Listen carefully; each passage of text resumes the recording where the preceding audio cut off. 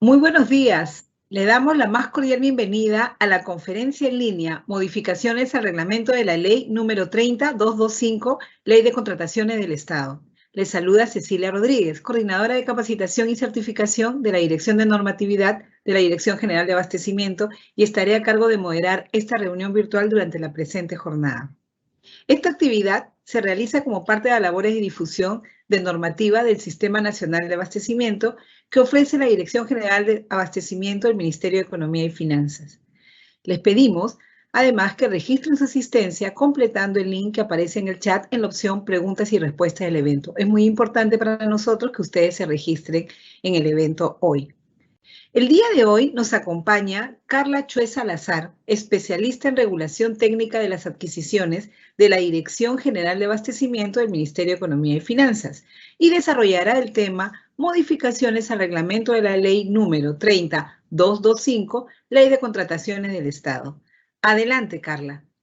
Muchas gracias, Cecilia. Muy buenos días con todos y gracias por su participación en este evento. El día de hoy vamos a abordar las modificaciones al reglamento de la Ley de Contrataciones del Estado introducidas mediante el Decreto Supremo 162-2021-EF, publicado en el Diario Oficial del Peruano el 26 de junio del presente. Iniciamos con la presentación, por favor. Como les mencioné, el objetivo de esta presentación es dar a conocer las principales modificaciones al reglamento de la Ley de Contrataciones del Estado, así como precisar su incidencia en la mejora del régimen general de la contratación pública. Siguiente, por favor. Sobre esto debemos señalar que la modificación al reglamento de la Ley de Contrataciones del Estado tiene por finalidad introducir mejoras al régimen general de contratación pública considerando 4 ejes. El primero es la simplificación de la toma de decisiones de los operadores respecto a la aplicación de la normativa. El segundo eje, medidas que faciliten la gestión contractual. Tercer eje, mejora de los procesos para la solución de controversias. Y el cuarto eje está referido a la dinamización y reactivación económica del país, fomentando la participación de las micro y pequeñas empresas. En esa medida, y por razones de tiempo en esta presentación, vamos a enfocarnos en las modificaciones más relevantes de cada uno de los ejes mencionados. Siguiente, por favor. Con relación al eje simplificación de la toma de decisiones de los operadores respecto a la aplicación de la normativa. Siguiente.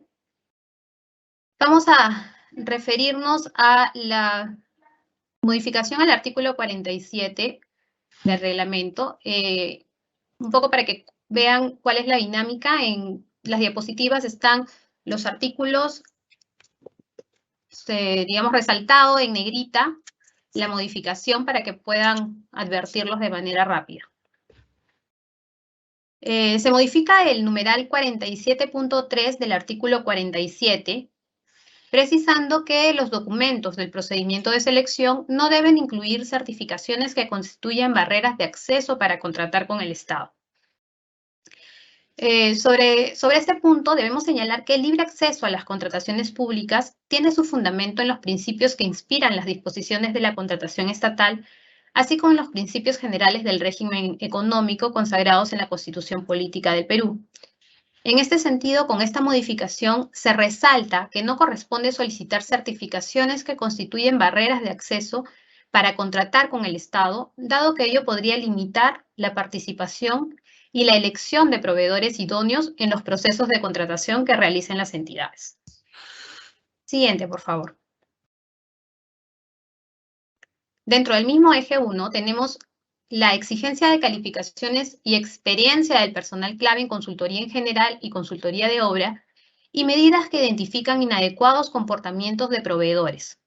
Literal B del numeral 49.2 y numeral 49.4 del artículo 49. La modificación busca resaltar la importancia del personal clave en estos objetos, consultoría en general y consultoría de obra, estableciendo que desde el requerimiento debe incluirse su experiencia y calificaciones, en tanto es a través de su pericia, adquirida mediante la experiencia y formación académica, que estos obtienen el conocimiento especializado, el cual resulta indispensable para prestar de forma idónea la consultoría. De allí es que radica la necesidad de establecer esta disposición que resalte la obligatoriedad de que las entidades incorporen en los requisitos de calificación la exigencia de calificaciones y experiencia del personal clave. Esto con la finalidad de asegurar la capacidad profesional del personal clave propuesto por el postor para prestar la consultoría. De igual forma, se modifica el numeral 49.4 del artículo 49, precisándose que las personas jurídicas resultantes de un proceso de reorganización societaria no podrán acreditar la experiencia que les hubiesen transmitido como parte de dicha reorganización las personas jurídicas sancionadas con inhabilitación vigente o definitiva. La ratio legis de la prohibición contemplada en el numeral 49.4 del artículo 49 es evitar que el inhabilitado se vincule con el Estado, incluso de manera indirecta, mediante la transmisión de experiencia a otra persona jurídica. Se ha podido evidenciar que la posibilidad de que las sociedades transmitan su experiencia en materia de contratación pública no solo se restringe a la fusión por absorción, sino que además se puede viabilizar a través de otras formas de reorganización societaria, como por ejemplo la fusión por incorporación, la escisión o la transformación de sucursal en alguna de las formas societarias nacionales. En ese sentido, resulta razonable esta modificación normativa por un texto que abarque todos los supuestos de reorganización societaria mediante los cuales es posible la transmisión de la experiencia de una persona jurídica inhabilitada a otra. Debe señalarse que esta disposición solo es aplicable a los proveedores sancionados con inhabilitación y no con multa, incluso cuando ésta se encuentra impaga, pues se trata de evitar que los proveedores con comportamientos graves o muy graves tengan la posibilidad de vincularse con el Estado. Esto no sucede en el caso de proveedores sancionados con multa, pues la regulación que tiene como finalidad no tiene como finalidad que aquellos dejen de contratar con el Estado, sino generar incentivos para que eviten comportamientos que ameritaron la sanción de multa. Siguiente, por favor. Factores de evaluación obligatorios en consultoría en general y consultoría de obra. Literal B del numeral 51.4 y numeral 51.5 del artículo 51. La modificación establece en el literal B del numeral 51.4 del artículo 51 que para los casos de consultoría en general o consultoría en obra, además del precio, se deben considerar obligatoriamente la experiencia del postor en la especialidad y la metodología propuesta como factores de evaluación. De esta manera, dado que los servicios de consultoría son servicios especializados y por ende requieren de profesionales con vasta experiencia en la materia, se ha considerado que los referidos factores de evaluación sean obligatorios para estos objetos. Con esta inclusión, se busca asegurar que las entidades utilicen factores de evaluación que permitan una adecuada medición de los conocimientos, experiencia y cualidades de los postores de forma tal que se cumpla con la finalidad de la contratación. Adicionalmente, en el numeral 51.5 del artículo 51, se precisa que en el caso de consultoría en general o consultoría de obras, las bases estándar que apruebe el OCE pueden establecer otros factores de evaluación, tales como aquellos relacionados con la sostenibilidad ambiental o social, u otros que incentiven buenas prácticas en materia de contratación pública. Siguiente, por favor. El uso de la ficha técnica excluida del listado de bienes y servicios. Numeral 65.5 del artículo 65 y numeral 111.2 del artículo 111. De acuerdo con lo informado por Perú Compras, desde el año 2016 hasta la fecha, se han efectuado 73 exclusiones de fichas técnicas en el listado de bienes y servicios comunes, como consecuencia de haber perdido la condición de bien o de servicio común que sustentó su inclusión en el listado. De estas exclusiones, 66 corresponden a medicamentos, cuyas fichas técnicas se sustentan en la normativa sectorial, las autorizaciones sanitarias y la farmacopea internacional. Sin embargo, perdieron su condición de bien común a razón de la limitación de la oferta en el mercado de dichos bienes. No obstante, dado que los bienes objetos de estas fichas técnicas excluidas cuentan con características y especificaciones estandarizadas y han seguido el proceso de construcción técnico participativo hasta llegar a su aprobación, esas podrían seguir siendo útiles para las entidades, siendo utilizadas por las entidades en procedimientos de contratación distintos a la subasta inversa electrónica, preservando los aspectos de calidad vinculados a la definición de características y especificaciones técnicas, lo cual redundará en la reducción de tiempos en la generación de requerimientos, coadyuvando a la eficiencia en las compras públicas. En ese contexto, esta modificación precisa en el numeral 65.5 del artículo 65 que debe de aplicarse lo dispuesto en el numeral 111.2 del artículo 111, que también está consignada en la diapositiva, mediante el cual se dispone que las fichas técnicas excluidas del listado de bienes y servicios comunes se incorporan en el listado de fichas técnicas excluidas que elabora Perú Compras y son obligatorias para la contratación de bienes o servicios, salvo que Perú Compras disponga lo contrario. En esa medida, independientemente del tipo de procedimiento de selección utilizado por las entidades para contratar el bien o servicio excluido del listado de bienes y servicios comunes, las entidades se encontrarán obligadas a seguir utilizando las características y especificaciones técnicas establecidas en la ficha técnica excluida para sus requerimientos, a menos que Perú Compras determine que ello no resulta adecuado y lo comunique. Con esta disposición, no solamente se reducirán los tiempos por parte de los operadores de la norma en la generación de sus requerimientos, sino que también se reducirá el riesgo de controversias sobre la determinación de dichos requerimientos. Adicionalmente, se elimina la posibilidad del direccionamiento indebido e incrementa la transparencia de la contratación. Siguiente, por favor. Ampliación del plazo y oportunidad para la regularización de la contratación directa bajo el supuesto de situación de emergencia. Literal B del artículo 100. Antes de la modificación al reglamento, se otorgaba un plazo de 10 días para que las entidades regularicen las contrataciones directas que realicen bajo el supuesto de situación de emergencia. ¿Pero qué implica la regularización de las contrataciones directas?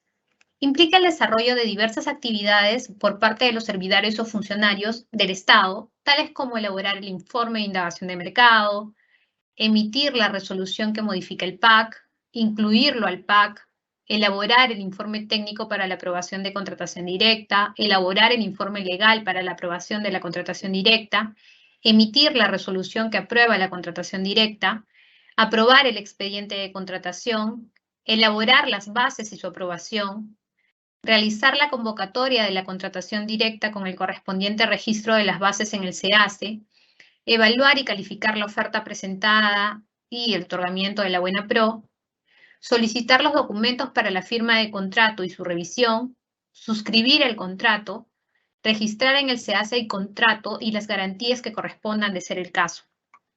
Como puede advertirse, son numerosos los actos a cargo de la entidad necesarios e imprescindibles para la regularización de las contrataciones directas, los cuales, para ser suscritos y aprobados, deben seguir además el procedimiento o trámite administrativo de la entidad.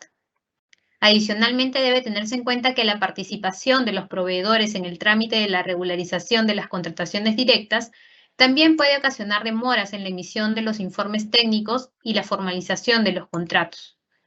En ese sentido, la modificación amplía el plazo con el que cuentan las entidades para regularizar las contrataciones directas a 20 días hábiles con el fin de que los operadores puedan cumplir con todos los actos necesarios para este efecto.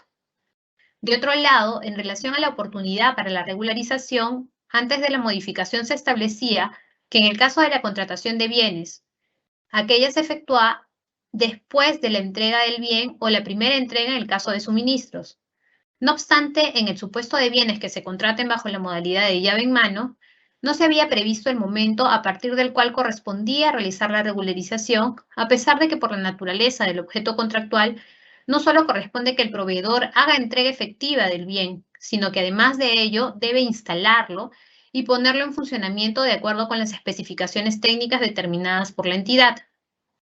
De esta manera, se advierte que recién con la instalación y puesta en funcionamiento del bien entregado por el contratista, tratándose de la modalidad de llave en mano, es que la entidad podrá otorgar la conformidad respectiva, por lo que resulta razonable y coherente que a partir de este momento, es decir, a partir de la instalación y puesta en funcionamiento del bien, se contabilice el plazo respectivo para regularizar la respectiva contratación directa.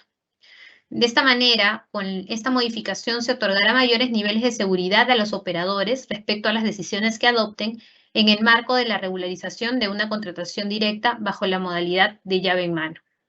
Siguiente, por favor. Otro aspecto que consideramos importante en la modificación al reglamento está referido a la definición del procedimiento de selección incluido en el anexo número 1 de definiciones. Esta modificación plantea una definición del procedimiento de selección más acorde con su naturaleza. Antes se le definía al procedimiento de selección como el conjunto de actos administrativos, de administración o hechos administrativos que tiene por objeto la selección de la persona natural o jurídica con la cual las entidades del Estado van a celebrar un contrato. Sobre esto es preciso señalar que la naturaleza de los procedimientos de selección en el marco de la contratación pública y sus etapas o actos que los constituyen comprenden un conjunto de actos de gestión administrativa que se desarrollan con la finalidad de seleccionar un proveedor, con el cual, previo cumplimiento de determinados requisitos, la entidad va a formalizar un contrato con el fin de abastecerse de bienes, de servicios en general, consultorías o para ejecutar una obra. Así, el proveedor que firma el contrato con la entidad adquiere la calidad de contratista, contando con derechos y obligaciones que no son compatibles con las condiciones de un administrado en el marco de un procedimiento administrativo.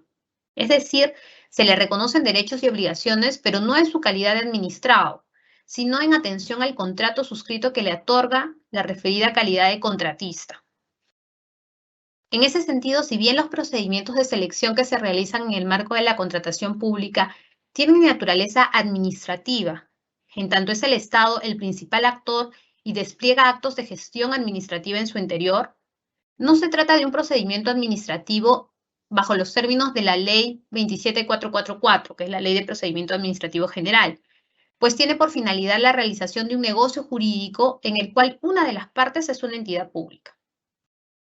Así, el que los procedimientos de selección de contratación pública decanten en la suscripción de un contrato representa el apartamiento de las reglas generales del procedimiento administrativo bajo los términos de la Ley de Procedimiento Administrativo General, pues conlleva a la necesidad de establecer reglas y requisitos acordes con las condiciones del mercado e incluso con la necesidad específica que la entidad pretende satisfacer, sin que ello represente contemplar condiciones menos favorables, sino que tales reglas se ajusten al contexto en el cual el Estado se tiene que desenvolver para realizar el referido negocio jurídico. En este contexto, si bien existe compatibilidad entre el régimen de contratación pública y lo dispuesto en la Ley de Procedimiento Administrativo General, y de ahí su aplicación supletoria, eso se debe principalmente a que una entidad pública se encuentre involucrada, siendo que sus actuaciones siempre se enmarcan en la función administrativa del Estado, lo cual no implica que los regímenes de contratación pública deban observar obligatoriamente los plazos previstos en la Ley de Procedimiento Administrativo General, pues nuevamente no estamos ante un procedimiento administrativo en los términos de la referida norma, ya que conforme hemos señalado, las reglas de contratación pública deben ajustarse a las condiciones particulares del mercado. De lo contrario, los objetivos y los fines de la contratación podrían verse comprometidos. Para graficar la necesidad de esta modificación, podemos señalar que de acuerdo a determinados objetos sería materialmente imposible considerar los plazos previstos en la Ley de Procedimiento Administrativo General, pues ello podría comprometer la finalidad de la contratación. Por ejemplo, en caso de que una entidad compre bienes perecibles. Estos plazos, digamos, los plazos previstos en la Ley de Procedimiento Administrativo podrían generar o afectar la idoneidad del producto recibido, generar controversias al respecto y posibles contingencias y pérdidas económicas para los proveedores.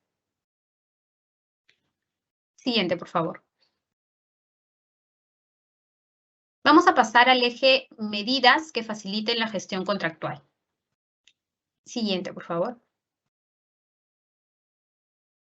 La primera disposición sobre la que vamos a hablar es referida a los plazos y el procedimiento para el perfeccionamiento del contrato. Numeral 141.2 del artículo 141. El reglamento dispone que en los procedimientos de selección que tienen por objeto la ejecución de obras, se debe identificar a 4 postores que cumplan con los requisitos de calificación. En ese sentido, la modificación plantea que esta identificación sirva para que la entidad pueda requerir a estos postores calificados la suscripción del contrato, en caso que el ganador de la Buena Pro no hubiera cumplido con su obligación de perfeccionar el mismo con la entidad. Con esta propuesta, digamos, con este cambio normativo, se brinda más oportunidades para que las entidades logren contratar obras con un postor calificado para este fin y de esa manera se evite las declaratorias de desiertos de los procedimientos de selección convocados, retrasando la satisfacción de la finalidad pública. Siguiente, por favor.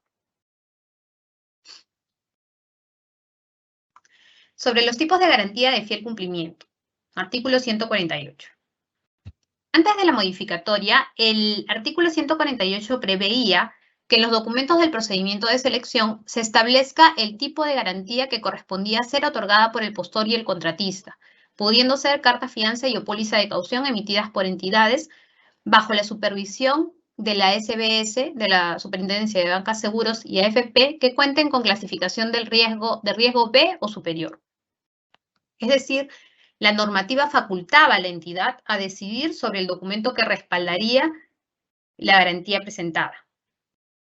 Sin embargo, considerando que con la finalidad de resguardar los intereses del Estado se alcanza con cualquiera de estos documentos, es decir, con carta fianza o con póliza de caución, es que la modificatoria plantea que sea el ganador de la Buena Pro quien determine el documento que va a presentar, más aún teniendo en cuenta que en algunos casos conseguir alguno de estos documentos puede tomar más tiempo y con ello perjudicaría el cumplimiento del plazo otorgado para la suscripción del contrato. De esta forma, consideramos que esta medida va a coadyuvar a que el Estado contrate de manera oportuna sin verse desprotegidos sus intereses y a su vez se reduzca el riesgo de las pérdidas de la Buena Pro. Siguiente, por favor. Sustitución de garantía de fiel cumplimiento en consultoría de obra. La modificación incorpora el numeral 150.2 al artículo 150, a través del cual reconoce la posibilidad de aplicar la sustitución de la garantía de fiel cumplimiento en casos de consultoría de obra, debido a que la naturaleza de este objeto de contratación también admite la aplicación de esta figura de sustitución. De esta manera, se permite que parte del monto de la garantía originalmente otorgada pueda contribuir a dinamizar la economía sin desproteger al Estado. Siguiente, por favor. Recepción y conformidad. Numerales 168.3, 168.5 y 168.6 del artículo 168. La recepción y conformidad del bien o de la prestación es responsabilidad del área usuaria.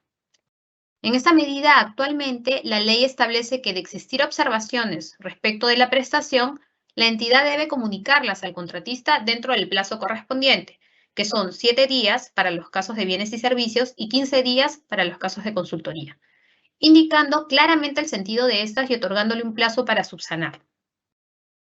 Ahora bien, la modificación establece un plazo para que la entidad se pronuncie respecto del levantamiento de las observaciones por parte del contratista y que cuando la entidad observe o se pronuncie negativamente fuera del plazo antes indicado, los días que ésta se hubiese excedido no sean computados a efectos de aplicar la penalidad al contratista. Esta modificación responde a que existen casos en los que las entidades exceden el plazo legal para pronunciarse sobre la conformidad de la prestación o también sobre el levantamiento de las observaciones. Debemos tener presente que si bien es importante salvaguardar el interés público, también debemos considerar que la entidad está obligada a respetar los plazos que establece la normativa de contratación pública. De lo contrario, podría estar causando un perjuicio al contratista, quien estaría incurriendo en un sobrecosto por la renovación y el mantenimiento de garantías, lo cual contravendría el principio de equidad. Siguiente, por favor. Trámites durante la suspensión del plazo de ejecución. Numeral 178.7 del artículo 178. La modificación incluye un numeral adicional en el artículo 178 que señala que durante la suspensión del plazo de ejecución, las partes pueden realizar trámites propios para la gestión del contrato, tales como aquellos destinados a la aprobación de prestaciones adicionales u otro tipo de modificaciones contractuales, siempre que ello resulte viable y no contravenga otras disposiciones del presente reglamento. Cuando se produce la suspensión del plazo de una obra, eso no supone que dicha obra haya culminado o que el contrato no se encuentre vigente. Por el contrario, la suspensión implica mantener las condiciones que permitan alcanzar la finalidad de la contratación hasta que se reinicie el plazo de ejecución, una vez que termine el hecho que generó esta suspensión. De esta manera, en el marco de una suspensión del plazo de ejecución de obra, pueden producirse circunstancias que justifiquen, entre otros, la necesidad de ejecutar prestaciones o actividades que no hayan sido consideradas y que resulten indispensables o necesarias, fundamentales, digamos, para dar cumplimiento a la meta prevista en la obra principal, lo que podría dar lugar a la aprobación de prestaciones adicionales de obra y, consecuentemente, a la aprobación de prestaciones adicionales de supervisión según corresponda. Por ello, tomando en cuenta que la suspensión del plazo de ejecución de obra y de supervisión de obra, respectivamente, no necesariamente implica un impedimento para realizar determinados trámites o actividades para cumplir los fines de que involucra la ejecución de la obra, con esta modificación se admite la posibilidad de efectuar dichos trámites incluso durante el periodo de suspensión de los contratos. Siguiente, por favor.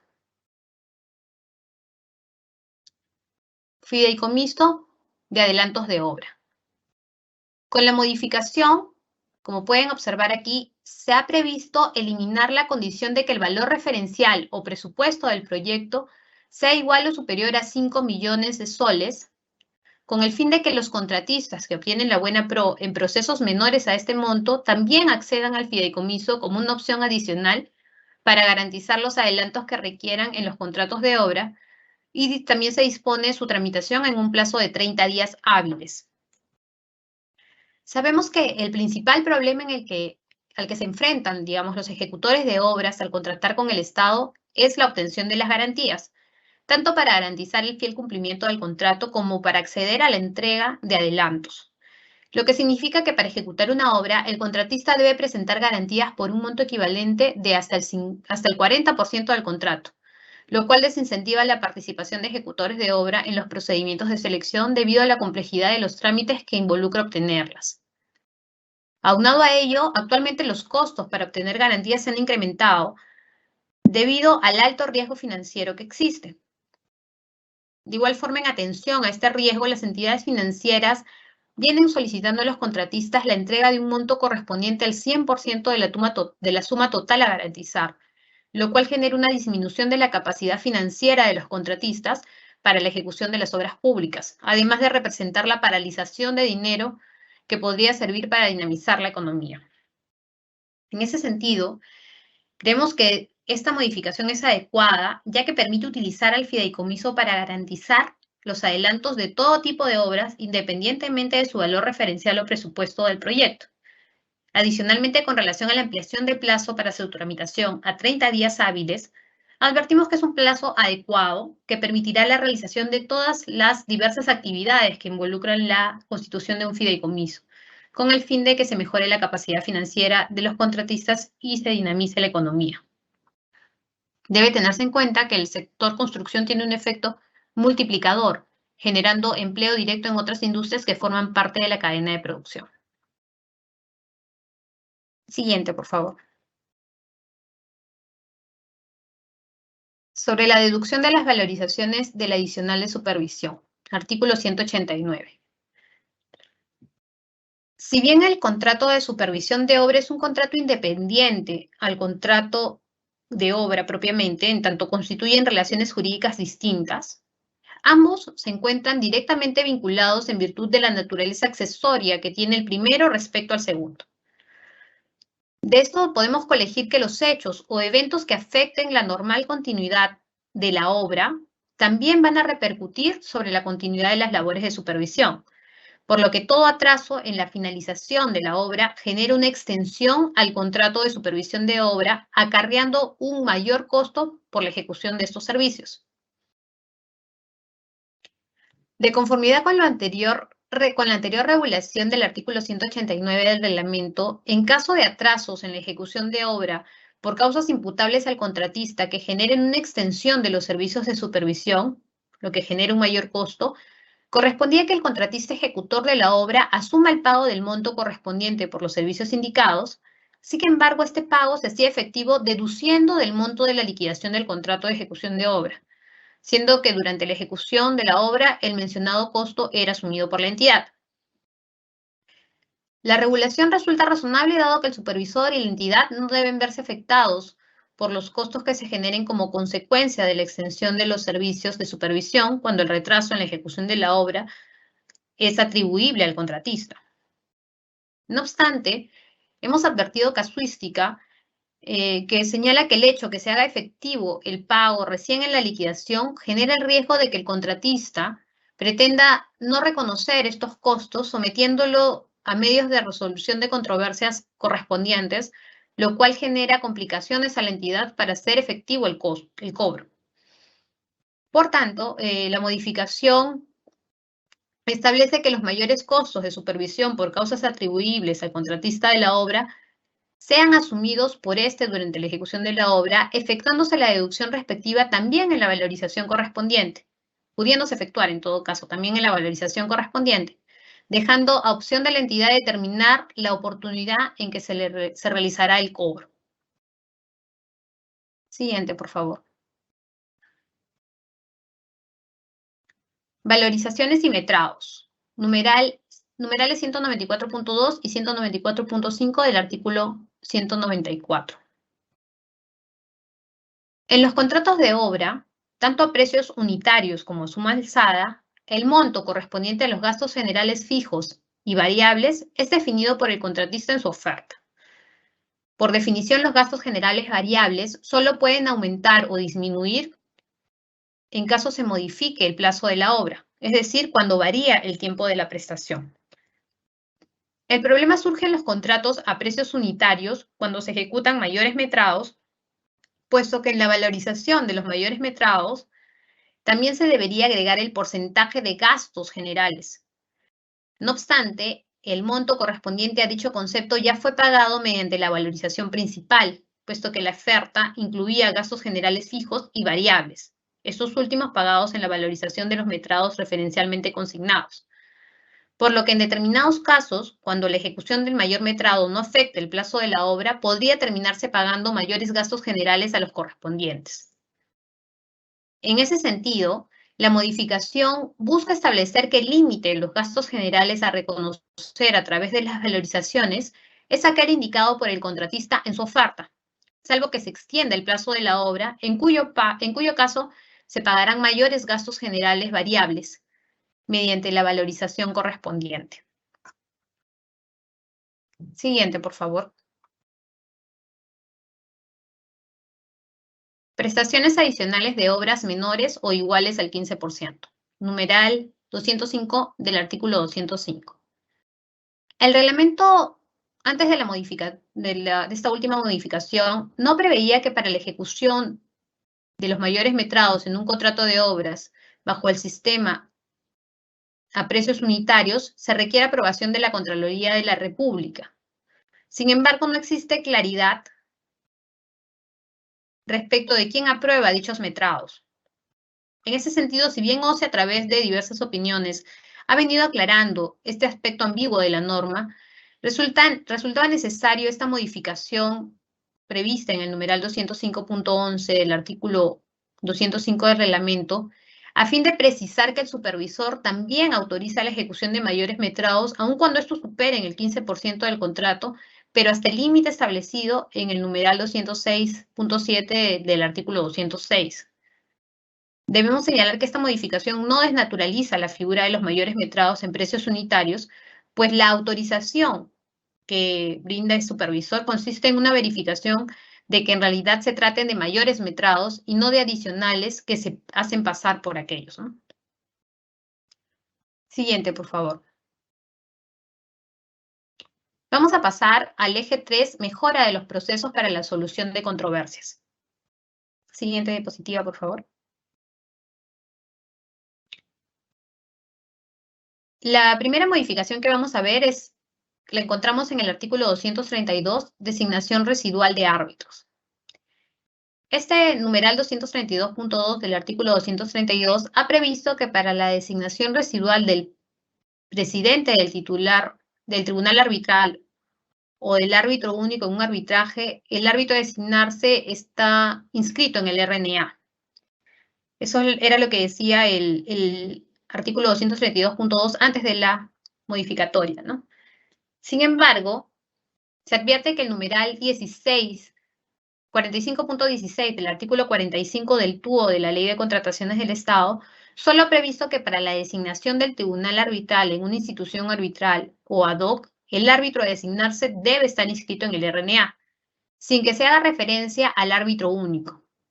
En esa medida, la modificación adecúa sus disposiciones a los alcances señalados en la Ley de Contrataciones.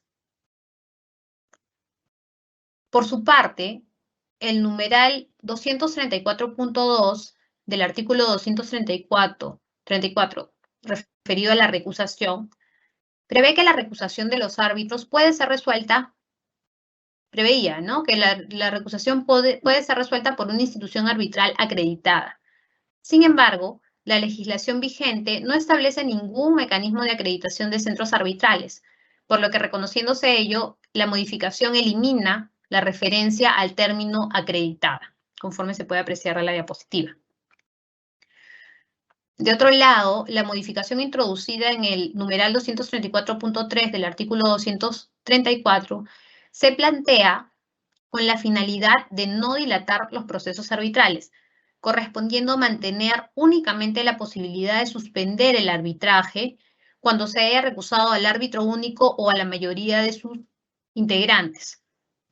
Por este motivo, se suprime la facultad de que esta suspensión sea dispuesta por el tribunal arbitral.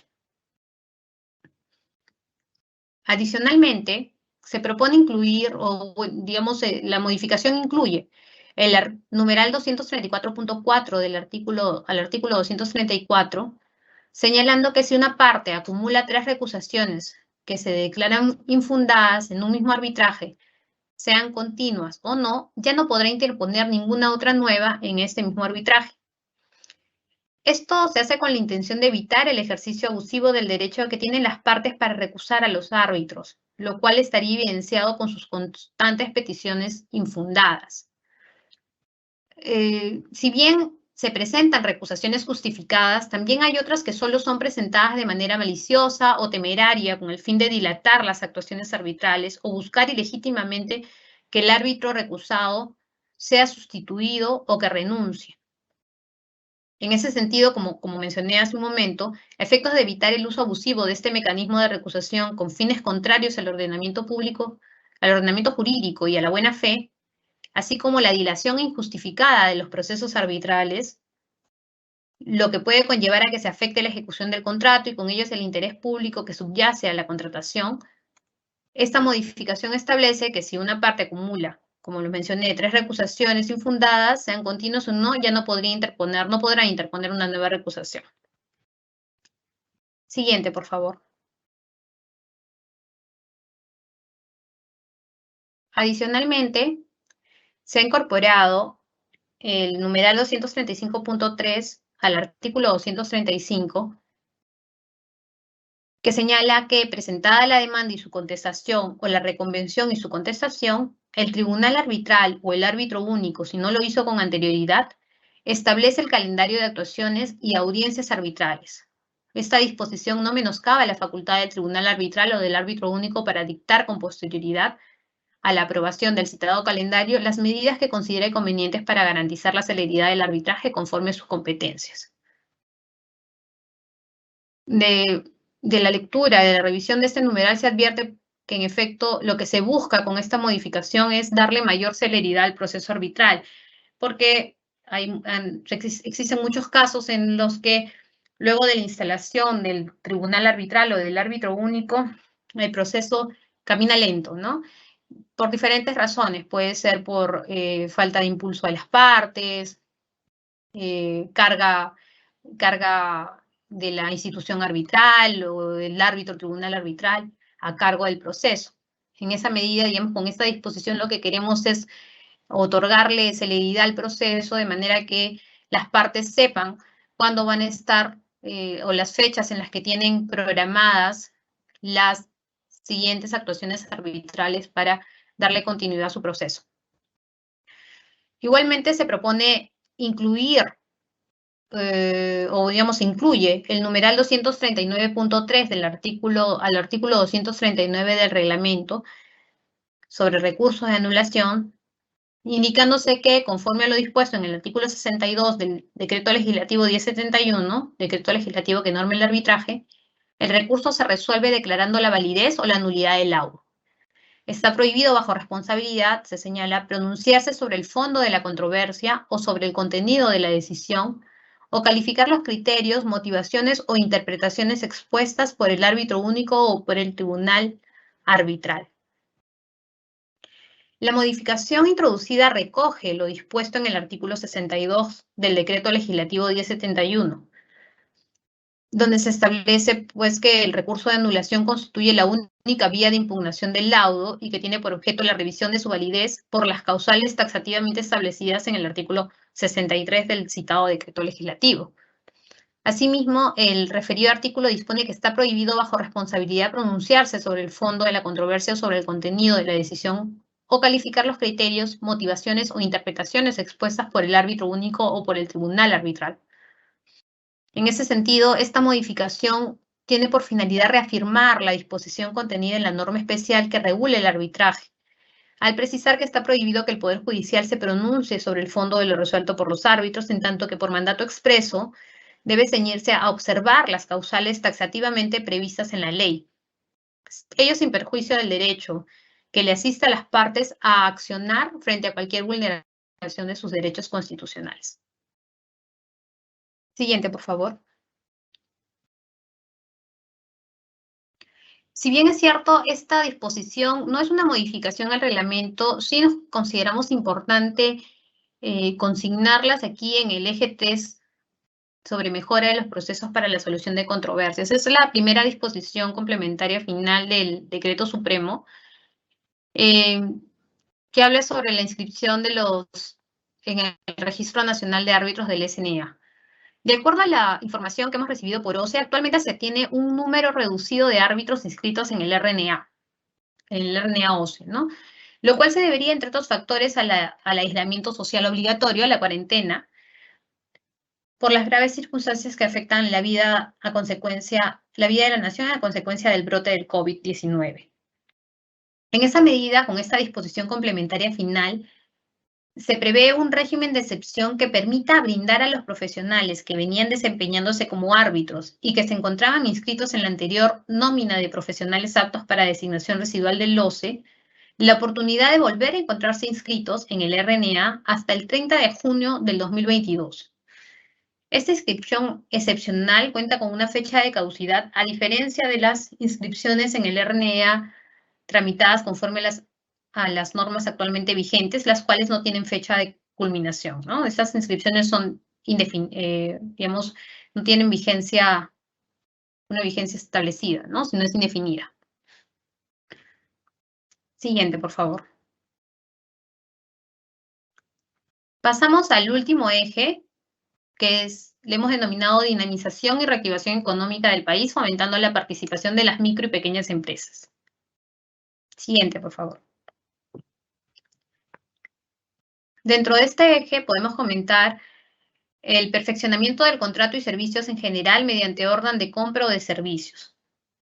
Numeral 137.1 del artículo 137 y excepciones respecto a la presentación de garantías, que están previstas en el literal A del artículo 152. Para agilizar la oportuna ejecución del contrato, la modificación incrementa el límite para el perfeccionamiento del contrato de bienes y servicios en general mediante una orden de compra o de servicios en procedimiento de subasta inversa electrónica y adjudicación simplificada, siempre que el monto del valor estimado no supere los 200.000 soles. De igual forma, se incrementa el tope del monto de los contratos de bienes y servicios que se encuentren exceptuados de la presentación de garantías distintos a consultoría de obra de 100.000 soles a 200.000 soles. Con esta medida se busca propiciar una mayor participación de proveedores, en especial del rubro MIPE, considerando que dichas empresas tienen una importancia destacada y trascendental en nuestro país desde el punto de vista económico y social, al constituirse en un sector empresarial que más produce y más empleo oferta, siendo una de las mayores impulsoras del crecimiento económico del país. En efecto, de acuerdo con los datos del Ministerio de Producción, que es el ente rector en materia MIPE, el 99.4% de las empresas peruanas son MIPE, y estas constituyen a su vez la base del empleo en el país. No obstante, este segmento MIPE es el actor al que más le cuesta sobrevivir y crecer en el mercado, siendo más vulnerable a escenarios económicos poco favorables como el que se viene atravesando a consecuencia del COVID.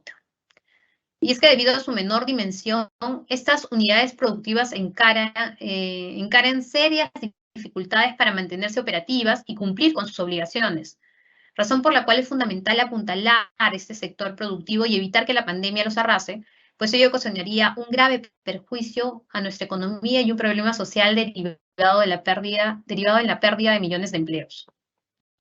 Teniendo en cuenta esto, la modificación busca favorecer aún más la participación de las MIPES en las compras públicas al elevar el monto de excepción de presentación de la garantía de fiel cumplimiento del contrato y garantía de fiel cumplimiento por prestaciones accesorias en los contratos de bienes y servicios distintos a la consultoría de obra, cuyos montos sean iguales o menores a 200.000 soles, de manera que el Estado contribuya a su recuperación económica y con ello a la recuperación económica del país. Siguiente, por favor. Calificación y evaluación de las ofertas de las MIPES. Numeral 49.6 del artículo 49 y literal G del numeral 50.1 del artículo 50. La modificación ha previsto, respecto de los requisitos de calificación, precisar que la experiencia exigida a los postores que acrediten la condición de micro o pequeñas empresas o los consorcios conformados en su totalidad por estas no podrá superar el 25% del valor estimado siempre que el procedimiento de selección o ítem respectivo por su cuantía corresponda a una adjudicación simplificada.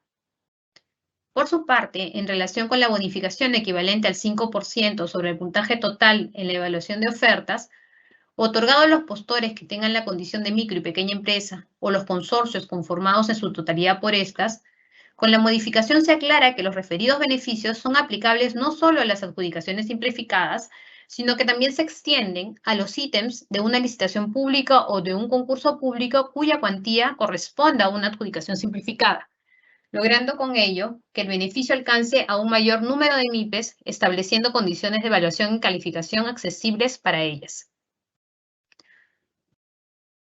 Siguiente, por favor. Beneficio para MIPES en la presentación de garantía de fiel cumplimiento por prestaciones accesorias, numerales 151.2, 151.3 y 151.4 del artículo 151. La modificación permite que la entidad aplique a las MIPES la retención prevista en el artículo 149 en lugar de la entrega de garantías por prestaciones accesorias. Esta medida se fundamenta en que el hecho de que el contrato accesorio se encuentra ligado o depende del contrato principal, por lo que si por este último es posible otorgar a las MIPES el beneficio de la retención del 10% como garantía de fiel cumplimiento, dicho beneficio también podría extenderse a la garantía de fiel cumplimiento por prestaciones accesorias.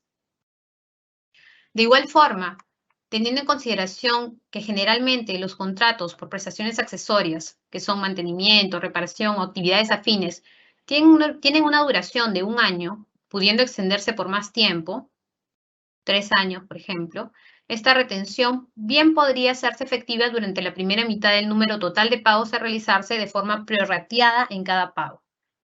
En ese sentido, con esta medida se incentiva la participación de las MIPES en este tipo de contratos, evitando los trámites engorrosos por los que tienen que atravesar para obtener cartas fianzas y pólizas de caución en las entidades bancarias y aseguradoras. Bueno, con esta diapositiva hemos finalizado con nuestra exposición. Adelante, Cecilia. Gracias, Carla, por tu exposición.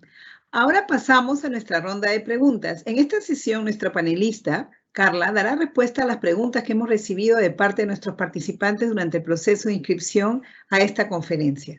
Muy bien, Carlita. Primera pregunta. El artículo 47 del reglamento señala que los documentos del procedimiento de selección no deben incluir certificaciones que constituyan barreras de acceso para controlar con el Estado. ¿A qué certificaciones se refiere? Gracias por la pregunta. En efecto, con la modificación al artículo 47 del reglamento, se buscó resaltar que no corresponde solicitar certificaciones que constituyan barrera de acceso para contratar con el Estado, entendiéndose por barreras de acceso a aquellas que impiden u obstaculizan la mayor participación de los postores en un procedimiento de selección. Recordemos que el libre acceso a las contrataciones tiene su fundamento en los principios que inspiran las disposiciones de la contratación estatal, así como en los principios generales del régimen económico que están consagrados en la Constitución Política. La siguiente pregunta ¿es posible brindar mayor precisión sobre el artículo 150, sustitución de garantía de fiel cumplimiento y ejecución de obras y consultorías de obras? Sí, claro. La modificación incorpora el numeral 150.2 al artículo 150, a través del cual reconoce la posibilidad de aplicar la sustitución de garantía en consultoría de obras, en razón a que la naturaleza de este objeto de contratación admite la aplicación de esta figura también.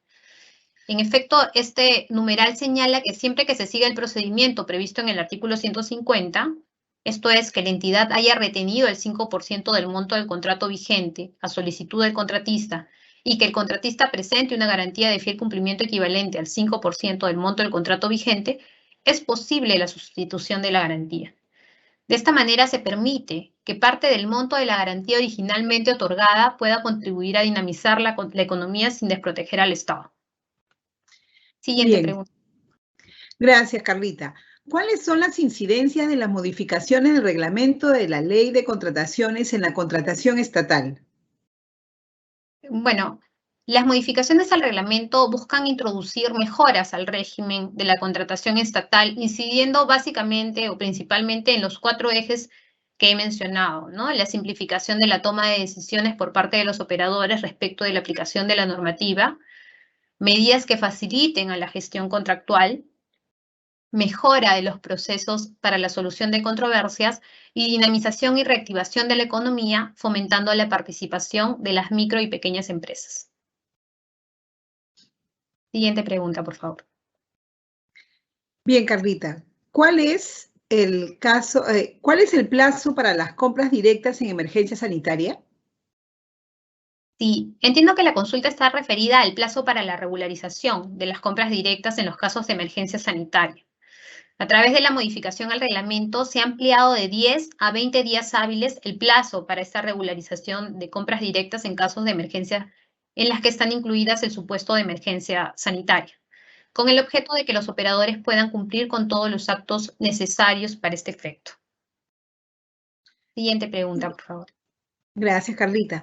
Con el nuevo reglamento, ¿es posible precisar con mayor profundidad la aplicación del numeral 49.6 sobre el tema de las pequeñas y microempresas?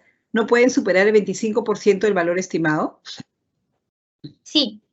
A través de la modificación del numeral 49.6, se establece que la experiencia exigida a los postores que acrediten la condición de micro o pequeña empresa o a los consorcios conformados en su totalidad por estas no puede superar el 25% del valor estimado, siempre que el procedimiento de selección o ítem respectivo por su cuantía corresponda a una adjudicación simplificada. Es decir, a diferencia de la regulación anterior, se precisa que en los procedimientos de selección o ítems respectivos que por su cuantía correspondan a una simplificada, la experiencia exigida a los postores que acrediten ser micro o pequeña empresa no puede superar el 25% del valor estimado, de manera que el beneficio alcance a un mayor número de MIPES. Bien. La siguiente pregunta es, con el nuevo reglamento, ¿desde qué monto es exigible la carta fianza? Sí, con la modificación al reglamento, específicamente al literal A del artículo 152 del reglamento, se eleva el monto de excepción de presentación de garantía de fiel cumplimiento del contrato y garantía de fiel cumplimiento por prestaciones accesorias en los contratos de bienes y servicios distintos a los de consultoría de obras, cuyos montos sean iguales o menores a 200.000 soles.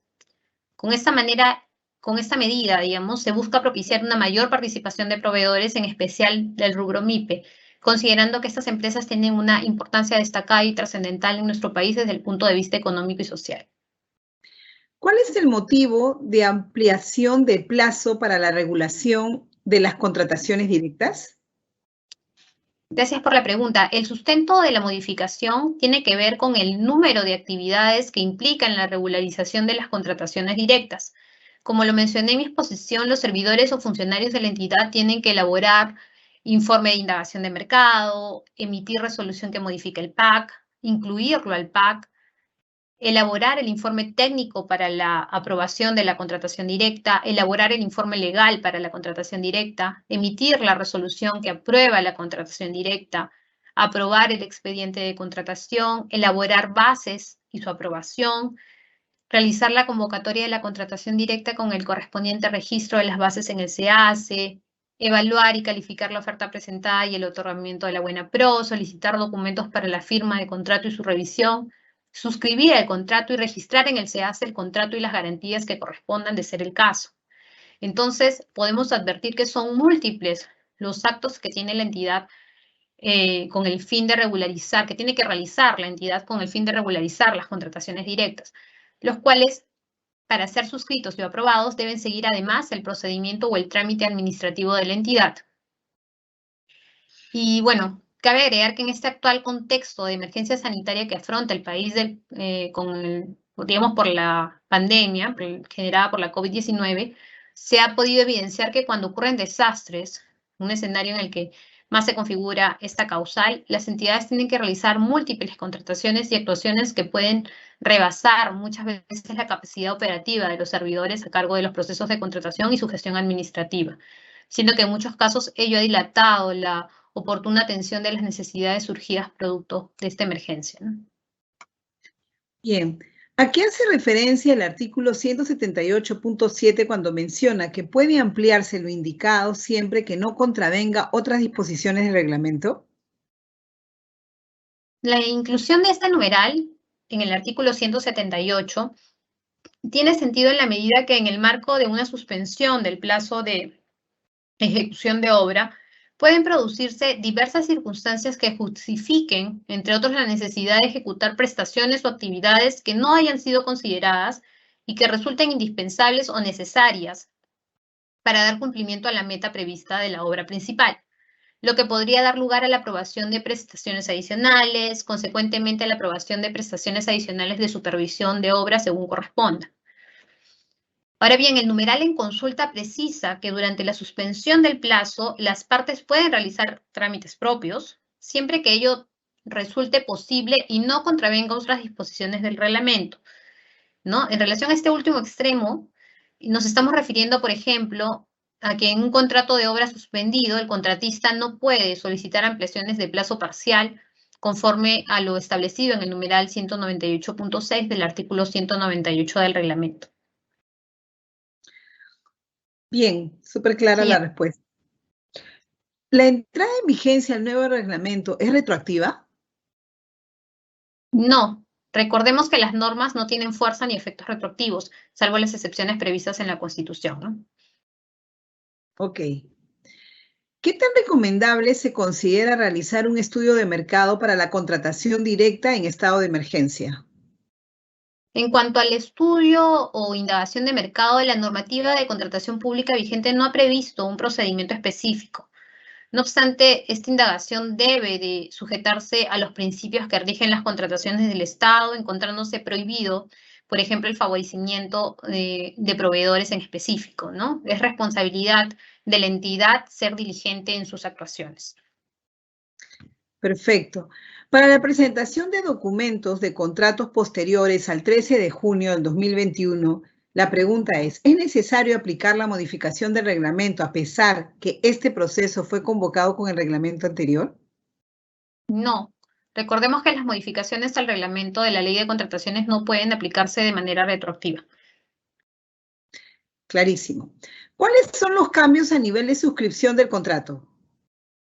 Bueno, entre los principales cambios tenemos esta incrementación del límite para el perfeccionamiento del contrato de bienes y servicios en general mediante una orden de compra o de servicios en procedimientos de subasta inversa electrónica y adjudicación simplificada, siempre que el monto del valor estimado no supere los 200.000 soles. Asimismo, tenemos que se incrementa el tope del monto de los contratos de bienes y servicios que se encuentran exceptuadas de la presentación de garantías distintos a las consultorías de obras de 100.000 soles a 200.000 soles. Se establece además que cuando el objeto de procedimiento corresponda a ejecución de obras, la entidad va a considerar a los 4 postores que cumplan con los requisitos de calificación siguiendo el orden de prelación a fin de requerirlos para el perfeccionamiento del contrato, en caso el ganador de la buena pro no lo haga, no cumpla con la suscripción del contrato. Se permite también que el ganador de la buena pro sea quien determine la garantía que va a presentar para la suscripción del contrato, ya sea carta fianza o póliza de caución, según él considere. Se permite también que la entidad aplique a las MIPES la retención prevista en el artículo 149 en lugar de la entrega de garantías por prestaciones accesorias. Súper. ¿Desde qué fecha se hacen vigentes las modificaciones al reglamento? Bueno, de acuerdo a lo dispuesto en el artículo 5 del Decreto Supremo que modifica el reglamento de la Ley de Contrataciones, sus disposiciones entran en vigencia a los 10 días hábiles contados a partir del día siguiente de su publicación. Es decir, que se aplicará para los procedimientos de selección que se convoquen a partir del 12 de julio del presente año y a los contratos que se deriven de estos, ¿no? Muy bien. Y como última pregunta, Carlita, en una contratación directa en la que se indicó al proveedor que inicie el servicio el 6 de julio del presente, la pregunta es, ¿cuál sería el plazo que se tiene para regularizar la documentación? ¿10 días o 20 días hábiles? Bueno, en el caso propuesto, la entidad cuenta con un plazo de 10 días hábiles para la regularización de la documentación referida a las actuaciones preparatorias, el informe o los informes que contienen el sustento técnico de la contratación directa, la resolución o el acuerdo que la aprueba, así como el contrato y sus requisitos, según correspondan, ¿no? Que a la fecha de la contratación no haya sido aprobada o elaborada, suscrita, ¿no? Debiendo en este mismo plazo también registrar y publicar en el SEACE los informes y la resolución o acuerdos antes mencionados, ¿ya? Bueno, agradezco a todos sus preguntas y muchas gracias por su participación. Espero que les sea de mucha utilidad este webinar. Conmigo será hasta una próxima oportunidad. Le doy pase a Cecilia. Muchas gracias, Carla, por tu participación en este evento, súper clara. Agradecemos a todos los participantes por habernos acompañado en esta conferencia Modificaciones al Reglamento de la Ley 30.22.5, Ley de Contrataciones del Estado, la misma que fue organizada por el Ministerio de Economía y Finanzas. En caso tengan consultas adicionales, pueden realizarlas a través del correo dga@mef.gov.p, el mismo que aparecerá en pantalla. El video de la conferencia será publicado en el canal de YouTube del Ministerio de Economía y Finanzas. Los invito a suscribirse a este canal y activar las notificaciones para recibir alertas cada vez que subamos un video. Que tengan todos muy buenas tardes y hasta pronto.